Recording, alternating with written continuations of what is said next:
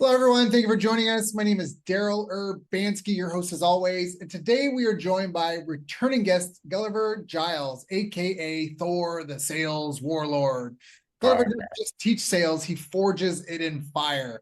He's been called the best sales trainer on the planet, created the legendary Armor of God objection system, and helps clients hit seven figures in days, not months.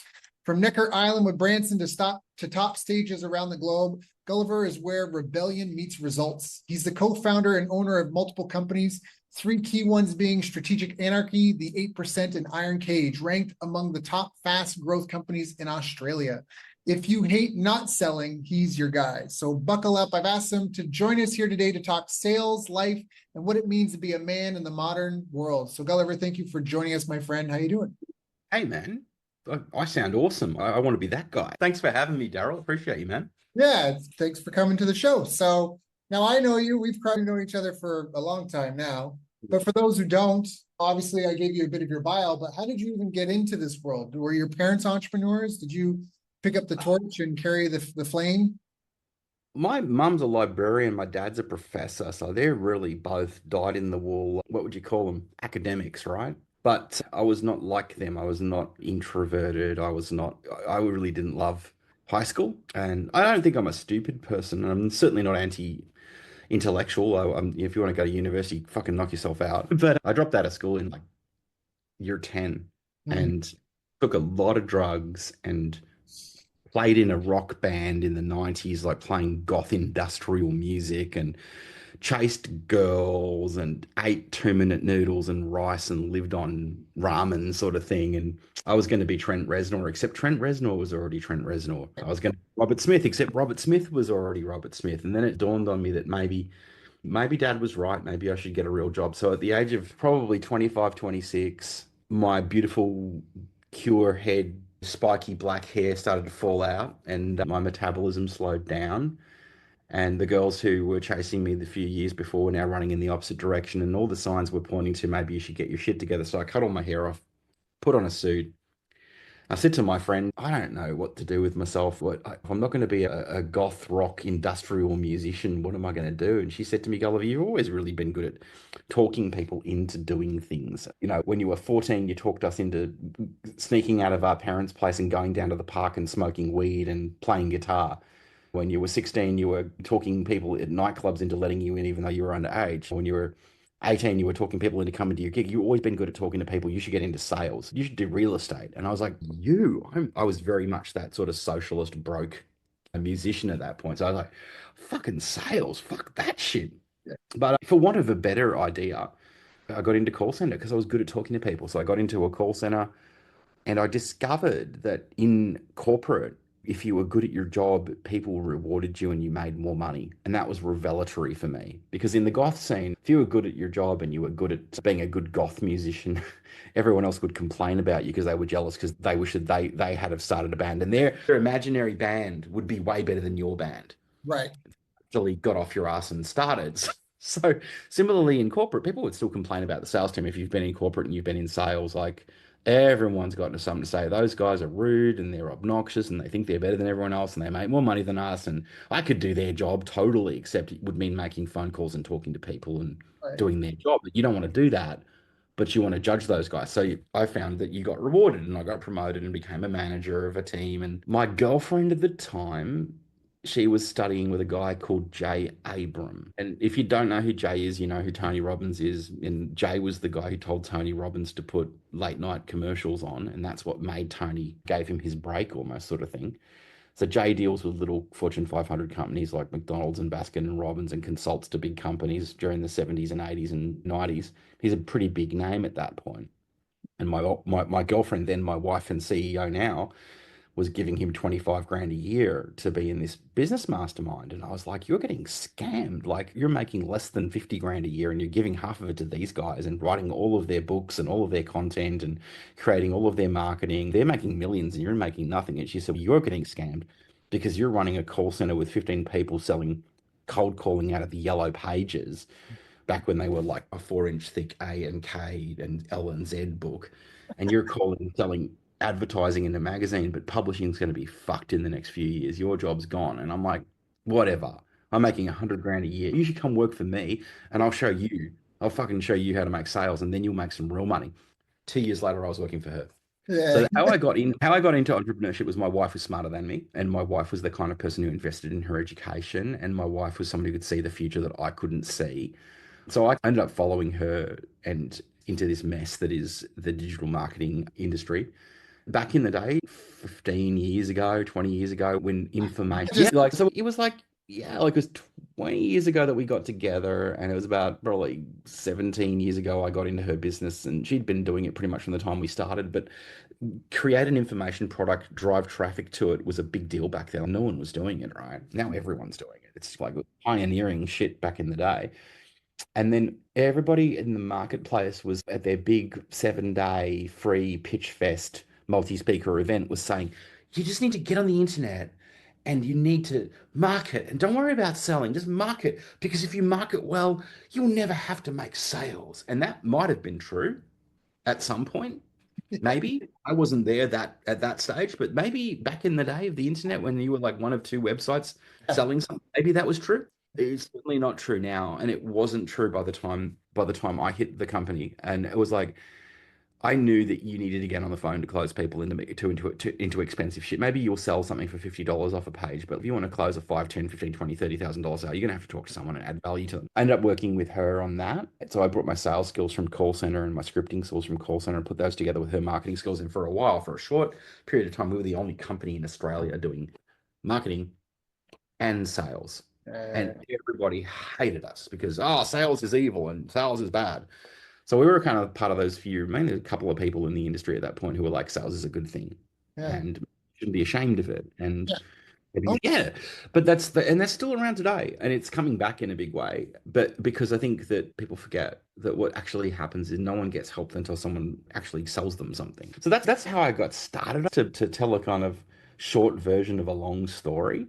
But it certainly wasn't my parents. No, my parents were like, my mum wanted me to be a priest, I think, and my dad wanted me to be an academic, and they both wanted me to finish high school and probably go to university. And I looked at their life and I looked at where they were at, and they didn't have a life I wanted to have, and they yeah. were very angry at each other and getting a divorce. And I think that boomer model of success is go to school, Yeah. get good marks, go to uni, get good marks, get a vocation, go and do that vocation and get a job and stay in that job for 30 years, get a divorce and stay in that job until you die. And Yeah. that was their kind of model of what the Yeah. world looked like. I didn't really want that. So I think I've always been a bit of a, like you said, a rebellious kid, a punk rocker. I wanted to do something different. And I think a lot of entrepreneurs come from that too. Not everybody was born with a platinum spoon in their ass. Like some people just, they didn't get into entrepreneurship because they wanted to, but because it was the only way that they could make Yeah. something of themselves. Yeah. I think that probably is why I did it. Yeah. And a lot of people, I think they're frustrated with the way things are, and so they want to build something better. Yeah, And exactly. that's how free markets are supposed to work. Things are ultimately unknown and unknowable. Yeah. I asked you how many people are in market to buy a car today. There's keyword traffic and cell phone data, but ultimately, nobody really knows. It's unknowable and it's constantly fluctuating. But everyone can acknowledge excellence. So the idea is that you could have localized producers and suppliers of things, and everybody votes on the most excellent solution with their dollars. That's how it's supposed to work. Yeah. Anyway, so for someone that is listening to this, maybe starting out or struggling, what would you recommend to them? You've done sales training for so long, you've got software around it.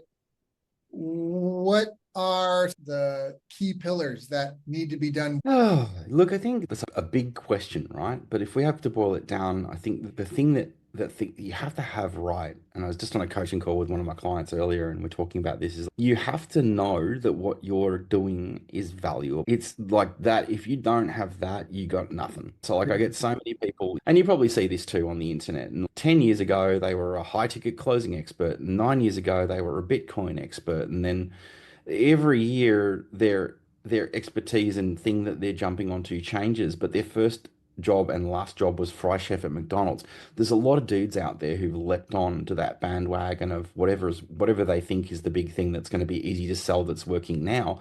But there's no intrinsic value in that. And I Right. think this is where people fall down with sales and opportunism and is that they haven't really thought through who is the person I'm actually going to serve? What does that person really need? Am I selling something that's intrinsically valuable? What's my edge here? What's my unique value proposition? What am I really doing on this phone call? So I had a guy just before, he's like, I didn't make any calls yesterday.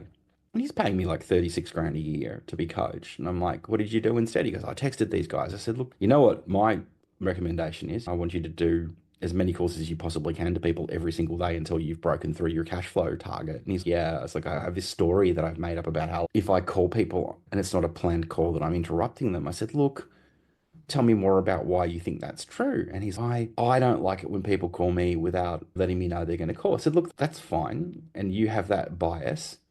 But if you don't feel like your call is the most important call in the world for these people and worth interrupting whatever the fuck else they've got going on today, you'll always be lacking in self-confidence. You'll always be the Mm, sales demon, the sales demons in your ear saying, you shouldn't call that person. And you'll mm, always be his bitch. You'll always be the sales demon's bitch because that demon on your shoulder will always be, that person doesn't want to talk to you. If you're not like, whatever this guy is doing, it's not as important as what I'm going to be doing for him. So I'm going to call him and I'm going to cut through and interrupt his day and deliberately interrupt everything in order to stop him in his tracks and sell him this thing mm. because he has to have it. Because it's going to make a huge difference for him and his life and his clients and his family.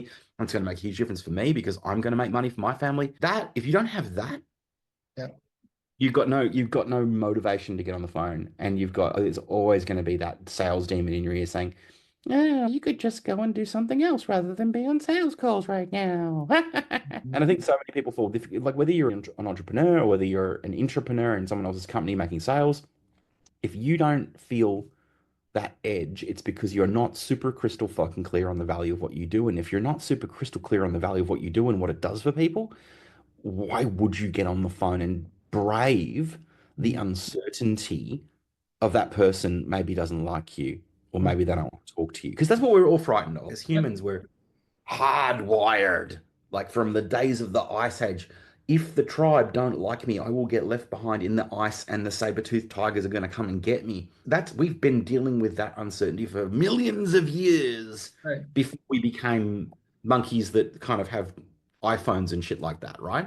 So that's still there in the back of our DNA. Our programming is don't be unlikable, get along with everyone. But the problem is fitting into the tribe in the Ice Age is not being an entrepreneur in Mhm. 2025. Like now, yeah, our job is to stand out and be the fiercest, most compelling, ballsiest, most assertive, different, best version of what we do than everyone else who wants to compete with us. Like following is not leading and leading is not following. So you can't stand out and fit in.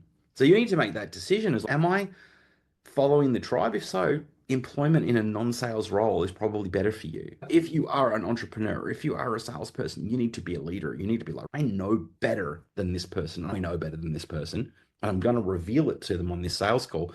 And I'm going to have to interrupt them. I'm going to have to cut through their shit Yep. and be more certain than that to get them to that point, right? So if you don't have that value, if you don't know what your value is, if you're not clear on your value, and you got a pretty good idea that person you're talking to is going to value what you've got once you get through to them, Yeah. then you're screwed before you begin, if that makes sense. Yeah. That makes Value is, perfect sense. And it's yeah. great. It's very counterintuitive because for someone that's in that situation, it means you need to keep working. You need to get back to work on what you're offering then. If you don't have that conviction, then maybe what you're selling is just a piece of junk.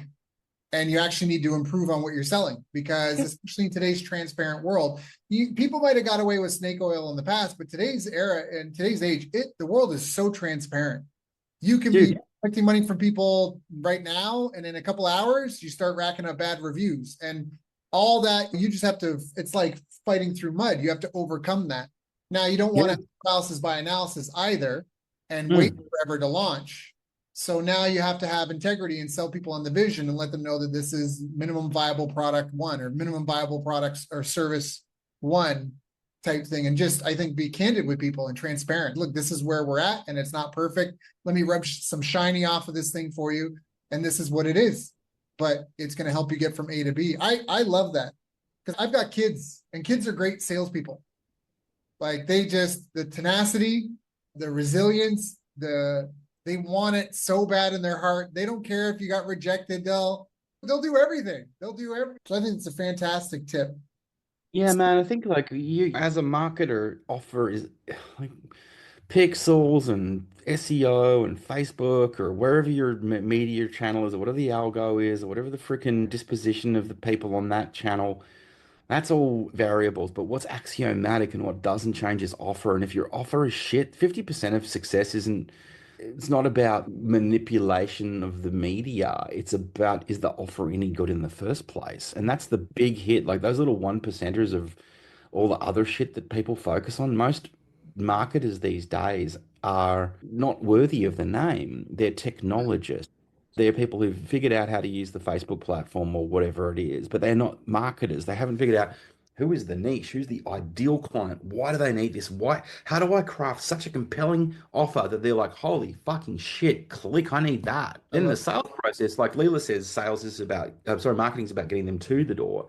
But then sales is about getting them through the door. So when I was calling the Yellow Pages, it was like, hey, are you in this industry? Yes. Do you know this group of people? Yes. We run a magazine for them. Would you like to get in front of them?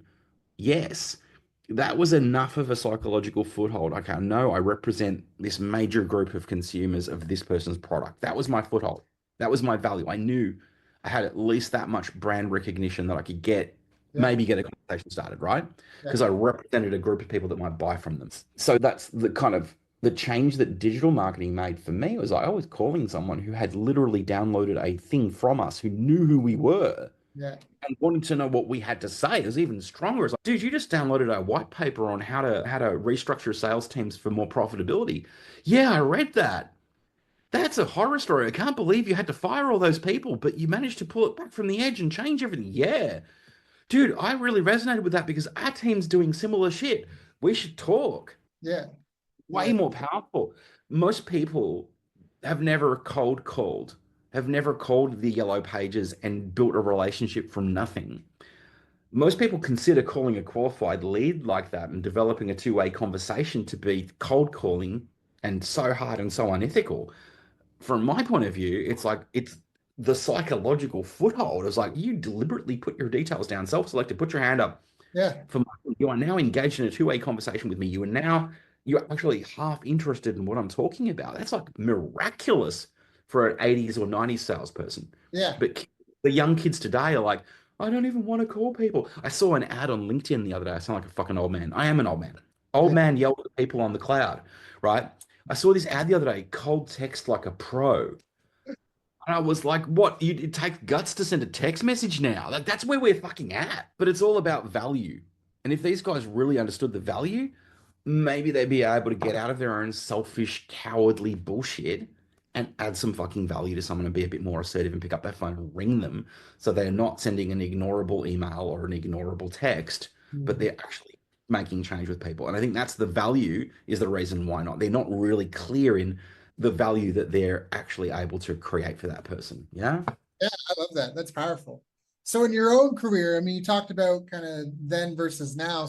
What were some of the biggest challenges you faced? Like, was it all sunshine and rainbows? You got hired by this call center and then you were just ordained good and the pearly gates opened and you got promoted, and then you left work with Layla and money rained from the sky and it was all sunshine and rainbow. Oh man, no, fuck no. I don't think anyone in entrepreneurship or sales is attending a ticker tape parade in their honor every day where rose petals are thrown before their feet and free blowjobs happen after every sales call. Right? Like if there is such a place, I'm sure everyone wants to go work at that company, but no, it's called work for a reason, right? Yeah, call center. My first job was doing market research, calling people at 7 o'clock at night, getting told to get fucked because you're ringing people at dinner time. And my second job was what was I doing? Optus call center. So Optus was like your telco, right? Telecommunications. So again, ringing people and trying to get them to change their telecommunications plan from the one they're on that they're paying a particular amount to this one where they're going to pay exactly the same amount but with different swings and roundabouts. So there's no value in it, but it's just what you've got to sell. And people are also telling you to get fucked a whole bunch.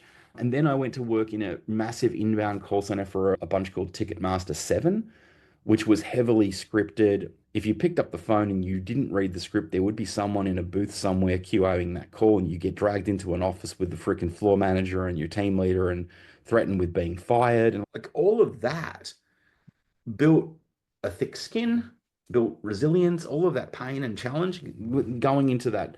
call center role at the building association for this group of major builders in construction in a tough time. That was we were hired initially because their insurance company had gone bankrupt. And what that meant was to get a home built in Australia, you have to have a certificate of insurance that protects you and your consumer. So, if you die or you go bankrupt halfway through building their house, they have someone else to come in and fix it. They have money to fix it. So if you can't get that insurance, you can't start a build. If you can't start a build, you can't sell a house. And if you can't sell a house, guess what's happening? So most construction companies, like 30% of them go bankrupt. They're not good at managing their money. They're carpenters. They become builders. No one teaches them how to run a company, run marketing, run sales, run ops.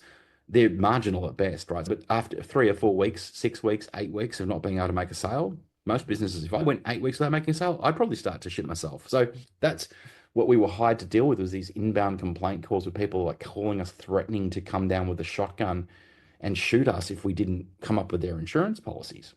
And they're very angry. I had to talk them down off a tree because we had nothing to sell them, and active listen and learn to, like, almost we were trained in hostage negotiation tactics by a consultant they brought in to talk these guys down off the ledge of threatening us with violence to get them to be more calm and to feel like reassured. And then the suicide started. Like, dudes started killing themselves because they were losing their businesses and failing their wives and their families and their company that their dad handed them, that his dad handed him. People were losing legacies. It was a really shitty start to the job, but I did such a good job of that and showed up and kept on being the best I could be, that they promoted me into the sales area and said, hey, come and here's a nice shiny car and go and see these guys and sell them memberships in the association. So I did. And that fucking sucked. It was hard. Like, no one trained me. There was no script. There was no guide rails. It was like, here's the keys to the car. You've got 20 this week. I'm sorry, you got to sell 20 this month. And if you don't, you're going to lose this job. So it was very pressurized. And then I got really good at that without kind of having any real training or scripting or objection handling or how to make an offer. It was just like call people and do what you do and off you go. It was very, you just rely on your own kind of intuition. So I did that. Then someone said, hey, I'm leaving this place and I'm going to go set up a call center. Come and work for me. This was my mentor at the time. So I did. And we went 6 months there and it was like hundreds of cold calls. And I was the only one hitting any kind of sales target. It was commission only. And that was where we were selling ad space for the Builders Association's magazine. So we jumped ship and went work with their publisher. And that was really hard. Like, it was, again, that was, those guys gave us some training. It was AIDA, attention, interest, decision, action. Here's how you run your sales call. And we'd call these guys and, again, get mostly told to get fucked. 120, 150 calls a day. But out of all the people on the floor, I was the best at it. And then my manager said, I don't like this. He was a face-to-face, go see business development manager kind of guy. And call center really wasn't what he thought it would be. So he left. So they said, hey, Gulliver, do you want the job? And I said, oh, fuck, okay, I guess so, because it meant a pay rise. And that was my first management role. And all of a sudden, I'm managing 15 people. And I had to figure out how to manage people. And managing people is cool because you get an overrider on what they're selling. You get a little clip of everything they sell, but you don't get significant bonuses unless you meet certain targets. And nobody in the company's ever met these targets. It happens every now and again, but it doesn't really happen all that often. At this point, when my wife says to me, you're working for these dudes and your targets are set beyond where you're capable to achieve them, I was like, no. She's like, yeah, check it out. Who else has made that? Oh, Sydney did it 2 weeks ago. Have you ever heard of anything before that? No. Do you think they'd be crowing to you every week if it was happening regularly? I'm like, yeah, they probably would. She goes, you should come work with me and be a sales trainer. I'm like, no one would ever. I was so broken. I was so lacking in confidence because I felt like I was a fucking piece of shit and a dumbass because I felt like I was failing. And she's like, how much money did you make your company last week? I'm like, 50 grand. She's like, oh, what's that every month? I'm like, I've never done these numbers. Oh, 200 grand. So how much is that a year? I'm like, $2.4 million. She's like, yeah. So do you think there's people out there that don't know how to make $2.4 million a year? And I'm like, yeah, but that's not my money. She's like, what do you mean? I only get paid a percentage of that. She's like, do you think anyone gives a fuck whether you get to keep the money or not? Do you think they want to know how to create a team that makes them millions and millions of dollars a year? Do you think there's, put it this way, Gulliver, I'm in this J. Abram group and there's a bunch of people in this program, they're making $100,000, $200,000 a year. Do you think they would like to know how to make $2.4 million? Yeah. No. So I eventually summoned up the courage to sell this one guy sales training. And I sold it to him for $1,000 and I gave him like 5 one-on-one hours across the course of the week. What a deal. He made $3,000 back that week. And I said, do you want to do another week? He said, yeah, sure. So he did another week. He made 6. And then he said, I think I've got this. Like, he's put down 2 grand and he's made like fucking 9. He went away and made $600,000 in the next 6 months in his startup business. And I'm like, I am fucking screwing myself over here. You met me when I was doing a lot in America with Yeah, Frank. I was Maria Whalen's guest, and that's where I met. Yeah, Maria. Yeah, Yeah. So 5 years later, I'm actually doing quite well and running seminars all over the world. And Ryan Dice and Roland Fraser see that I'm working with Frank and they opt in for the promotion that Frank Kern's doing, where we do business together, doing a 9 day sales intensive where we lock you in a house and force you to make $1 million. And he starts promoting me, and they get on the phone, and Roland's, hey, you know what you're doing with Frank? Could you do that with us? I said, look, I can, but Frank set me up with you. Like I got you as a lead through our joint venture, so I'd feel weird just saying yes and coming and working with you. Why don't we get together with me and you and Frank and Leela and sit down and talk about what we can do together? So being stupidly loyal, as I always am, like to a fault, I don't just take opportunities and like I try and credit the people around me and pay them back. So we did that. And we sit down at this big country club in La Jolla, and it's like in one of those gated neighborhoods with like guards with submachine guns, and all the cars are like brand new freaking McLarens and shit out the front of this fucking crazy castle looking kind of place. And all the houses in this valley look like they're from the south of France or Tuscany or some shit. It's fucking crazy rich dude area. land. And I'm like, okay, this is just a little bit intimidating. And Leela, because there was the cruise ship that came into San Diego the night before, Leela and most of the people from my seminar that week went down with Noro, and I didn't have it, but Leela was in bed. So the CEO, the leader, the entrepreneur, the visionary can't make the meeting with Perry Belcher, Roland, Frank, like all the big dogs. And I'm sitting there, fuck, I don't know what I'm doing here. So anyway, it turned out okay. Frank's like, you should hire this guy to come in and train your sales team because they were launching something called Funnel Experts, which is like a $15,000 done with you, build your sales funnel. And back then, I don't know if you remember the Tripwire and the Profit Maximizer, all Yeah, that was the product. So they were like, look, we're going to launch this thing. We've always sold off our online advertising completely. All of our courses are just sold off page. We sell some war room $25,000 a head events at our traffic and conversion once a year.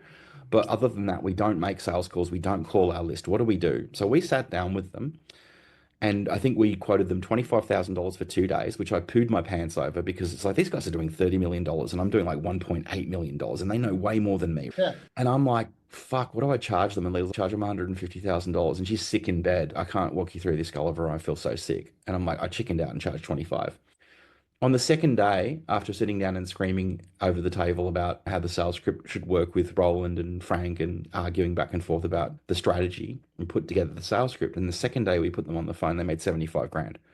And then they got on the phones the next week and made 90. And then the next week they made 200. And the next week they made 300. And I think they probably, if they continued on in that vein, we're looking at like $12 million in recurring monthly revenue, roughly on a $30 million company. So that takes them to 40 something. I think what actually happened was after a few months, Frank freaked out and shut everything down because they were making so many sales. He was worried they couldn't fulfill on it. So that's how successful that was. And I'm sitting there, what the fuck, man? I did it again. And I think every time I think I'm charging a lot of money, the company makes more money. So look, I think the biggest pain, the biggest hardest thing that I've had to deal with is the urge to devalue myself and feel insecure Well, and I be think it's just a great intimidated. value prop. Like I get what you're saying because I've been there. Like I've charged 50 grand for services and said, sorry, you got to pay up front, or I'm not going to lift a finger.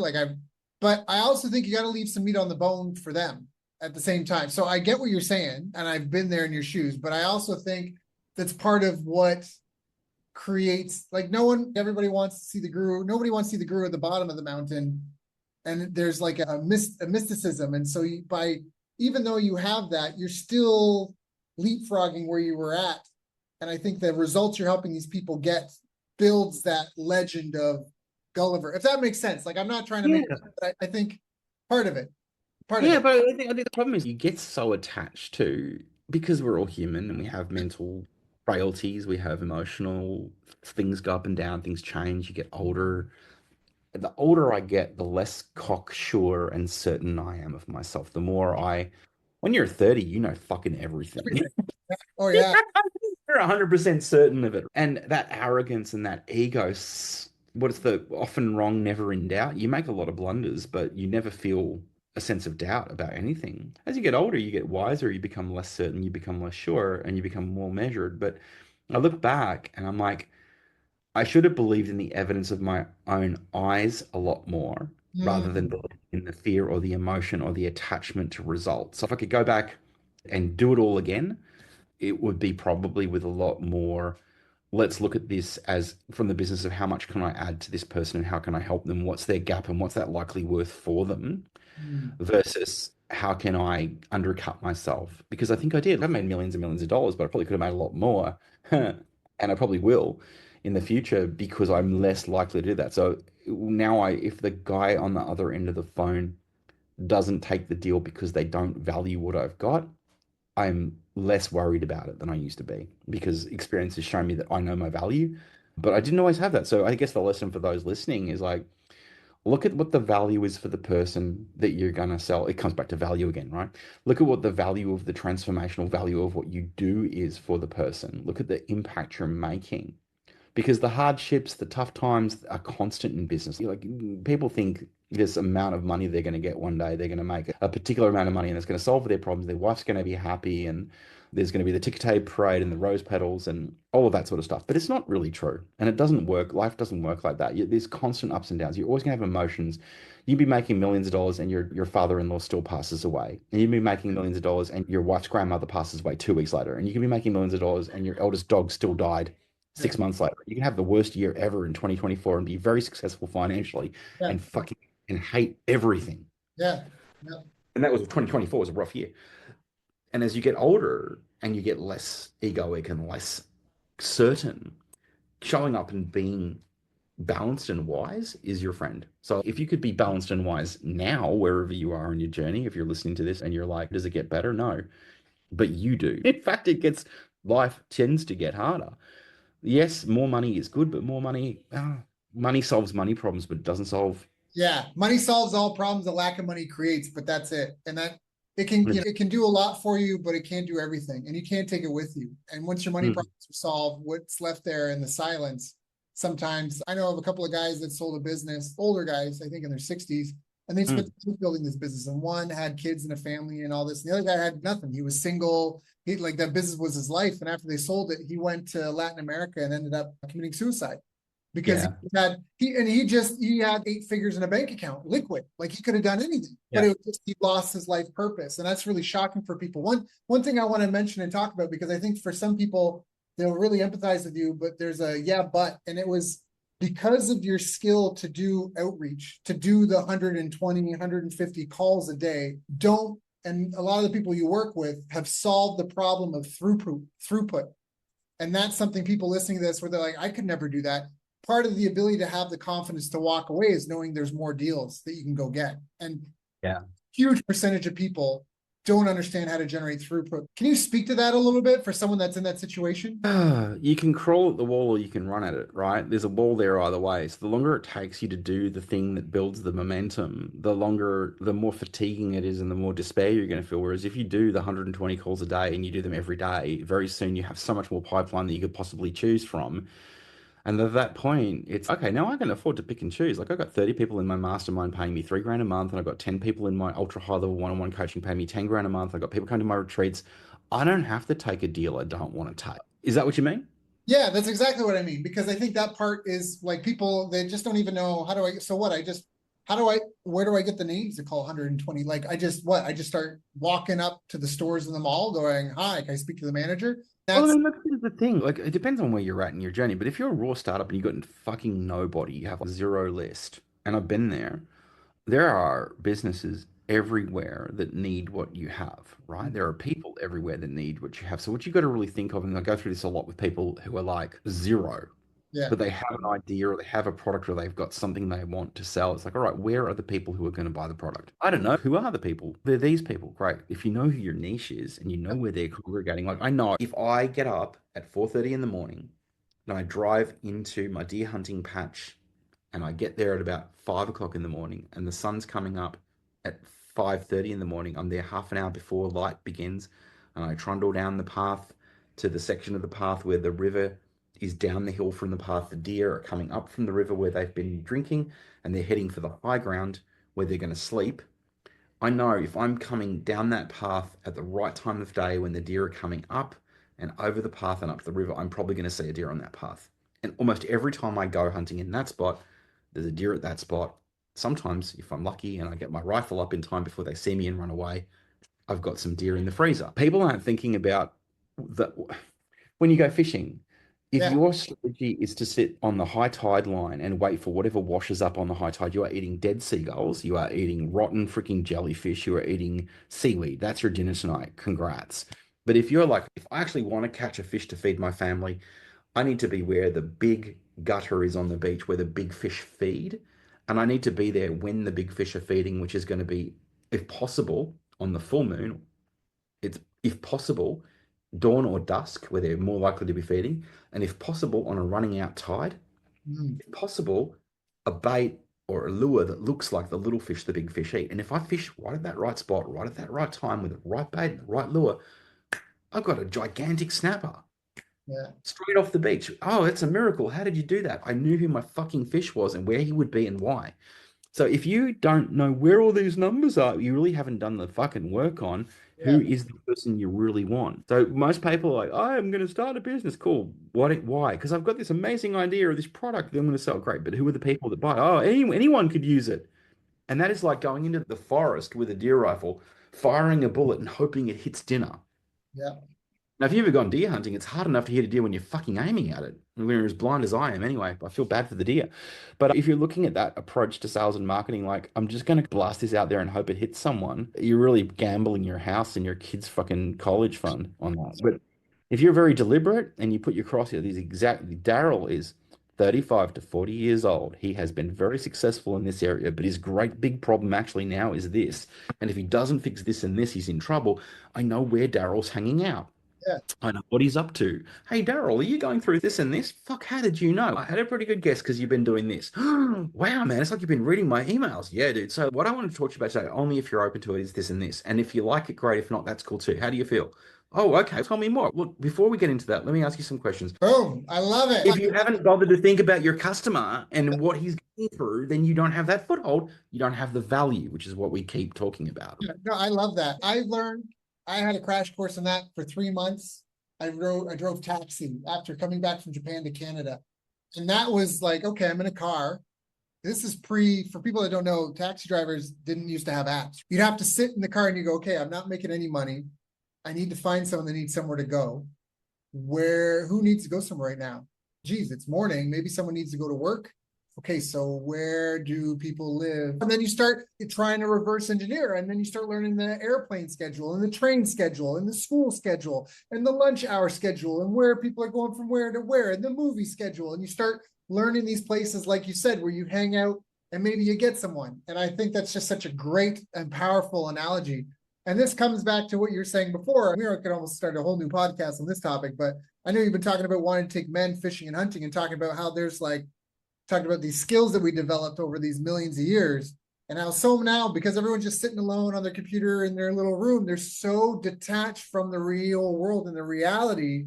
And there's so many social skills that have been lost, that some of these innate talents that we have that are latent and hidden and dormant, that's actually what they need to achieve the next level in their lives to a certain extent, is bridging the connection between the two. I love that. What do you think are going to be some of the most important skills and behaviors moving I into? think Yeah. I think we're looking at this time where I spent $2 million a year over the last, oh, sorry, not $2 million a year. I've spent $2 million over the last 15 years on sales and marketing, training and education. The last sales course I bought, and I still buy education, even though I'm an expert and blah, blah, blah, was like 160 grand.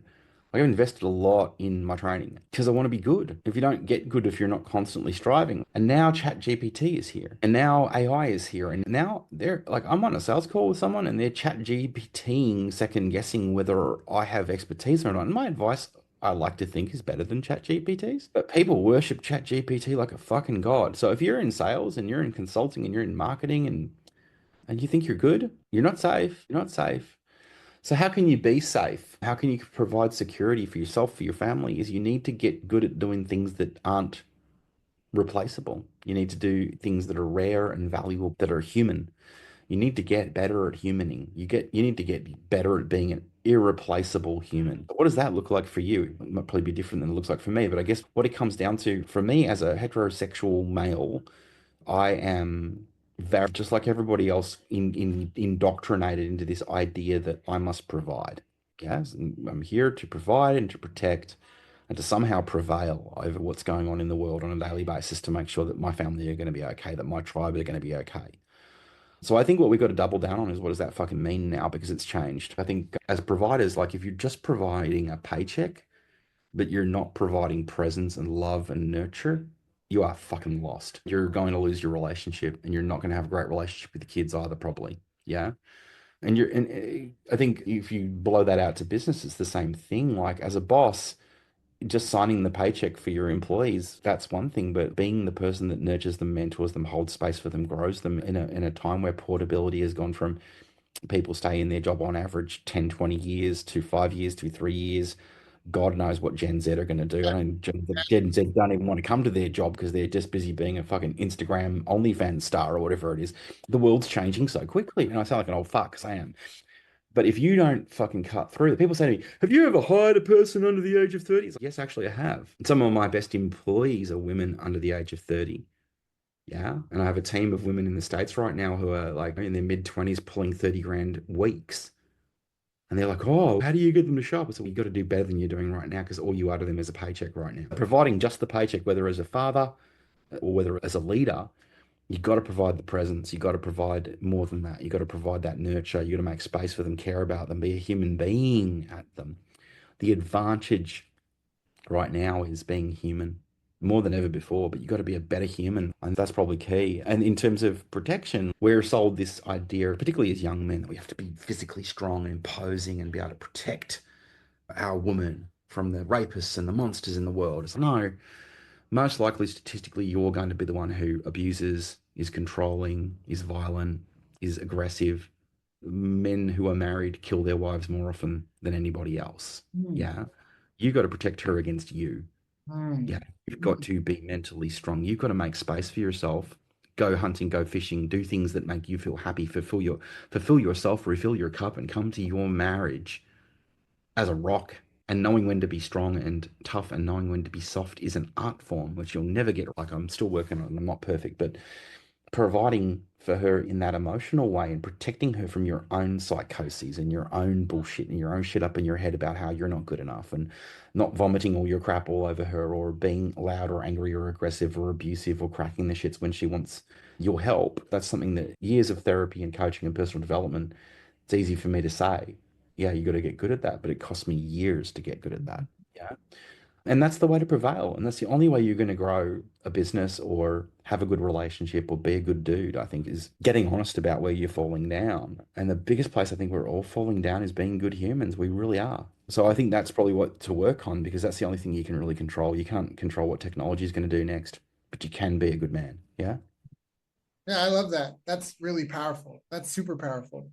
And I think that's being, I don't know if it's redefined because I think it's probably been the same through the ages. It just gets covered in bullshit and concrete. And then we have to go, no, that was a mistake. It's not what it is. Yeah. And then we have to go back to the core, so to speak.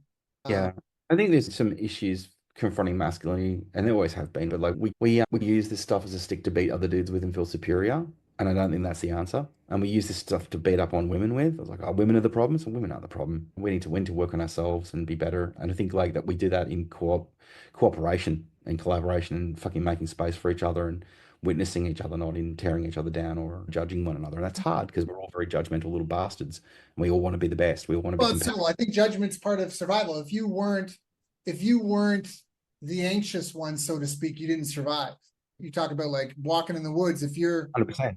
Yeah. And so that's now turned into sort of this fault finding default that we have, which we need, but it's like a double-edged sword, right? Book, yeah. There's a book called A Hunter in a Farmer's World, which is about ADHD. So I'm an ADHD late life realized. My wife said, take this quiz. And the thing about ADHD is not a disease or a disability so much as it is the culmination of millions of years worth of there's a crack in the bushes over there. What was that? Is it a deer? Is it a saber-toothed tiger? Mhm. Those skills being a hunter, like those skills are like valuable Mhm. in the right setting. If you are a warrior or a hunter and you're out there You know, that fuck, what's that? That hypervigilance is very useful. But in your everyday, it will make you a fucking crazy person. And Hmm. if you then try and build things to control others around you or to dominate others around you, Yeah, that's too you much. want to protect yourself from your shit, and like you want to protect yourself from your wife who loves you or your children who are aggravating you or your clients, and you're constantly in that state of cortisol, burnout, and fear and hypervigilance. That's where most of the world is right now. Oh yeah. And when you realize that, it gives you huge revelatory power. You're like, oh shit, I don't have to be like that. I don't have to buy into that. And you're right about judgment. Like without judgment, you lack judgment. We do have to judge constantly. We do have to judge. And I think what's exhausting about being a human being right now is we are being called to make a lot more decisions and a lot more rapidly than we have ever had to ever before. The level of data and input and threat we have to process every fucking second of the day is more than it's ever been. Like if you think about when we were cavemen, that crack in the bushes in the woods would happen like once a day. Yeah, in terms of information overload. Then you killed the deer and you went home with the deer on your back, and all the women of the tribe said, "Whoa, look at that guy.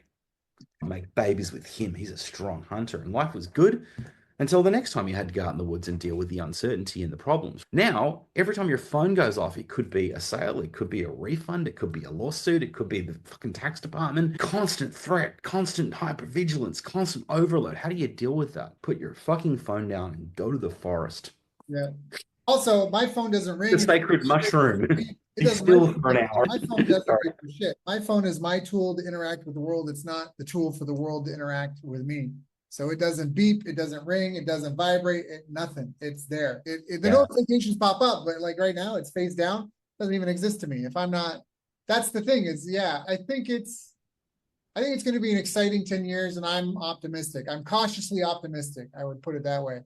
You If know, it goes well, it will give us a whole new way of being. If it yeah, goes poorly, we'll deal with it. But I think the chances are it'll probably do both. So I think it's like hope for the best, but prepare for the worst and come up with strategies to be a better human being. Because that's what, at the end of the day, when we strip it all back, that's all you've really got. I love this. We could talk for 4. I'm gonna have to have you back at some point for a follow-up. But for people that have enjoyed this, if they want to plug in and follow or subscribe, what are the best ways for them to get in touch to There are so many different websites and promotions and shit that we've got running all the time, but the best way is probably still check me out on Facebook, hit me up. Like I'm Gulliver Giles on Facebook. There's not too many of me. There's only one actually in the world, Gulliver Giles. So if you want to look me up, hit me up with a friendship. Do me a favor, just message me and say, yo, Daryl's podcast, loved it, hated it. Talk to me because I think social media what it's good for, and no one really uses it for. People friend you up and they hope that you're going to drop some amazing content on them. And I've got 5,000 friends at any given moment because everyone thinks they're going to get the answer to the keys to the kingdom of the billions of dollars in the successful business and blah, blah, blah from some shit I say. I do not post content on Facebook. I make comments about cats and post photos of hunting trips, and it's all just lifestyle shit. It's not like I'm not going to coach you on Facebook, but if you engage with me and use social media as a social interaction tool, as you should, say, hey, Gulliver, I saw your stuff. Tell me more about things. If you actually talk to me and have a two-way conversation with me, there's a lot more value in that. So if you want to connect and engage with me, please accept all friend requests, unless it's obviously someone with 2 friends who's got 3 fake photos. If you're a legit person and you're friends with Daryl and you listen to his shit, I would love to chat with you because I'm an outgoing human being who likes to talk to people. So that's probably the best way to have a convo with me. And if there's stuff we can do together, great. If not, that's cool too. But I'm always looking to make new friends. Yeah. Yeah. So check him out on Facebook. That's Gulliver, Gulliver. And then Giles. Giles. Giles. There we go. Giles. Giles. So go look up Gulliver Giles. Gulliver. G is in Greek. Check him out on Facebook. Hit him up. Google some stuff. You can also check out, I think it was Iron Cage. The sales software is too as well if you need help with that. Gulliver, thank you for your time today. It's always an honor and a pleasure knowing you've got your own direct reports, your wife to take care of, your own followers. Thank you for coming and sharing with my audience. And I think it was a good call. The privilege, look, man, look, all of that stuff's important, but if you can't catch up with an old buddy and talk shit and add some value, hopefully, to some people listening, then what's the point of any of it? So yeah, it's great to make the time and take the time to do it. Hey, thank you so much for having me, and I hope that the people listening are having as much fun as we have had on this call.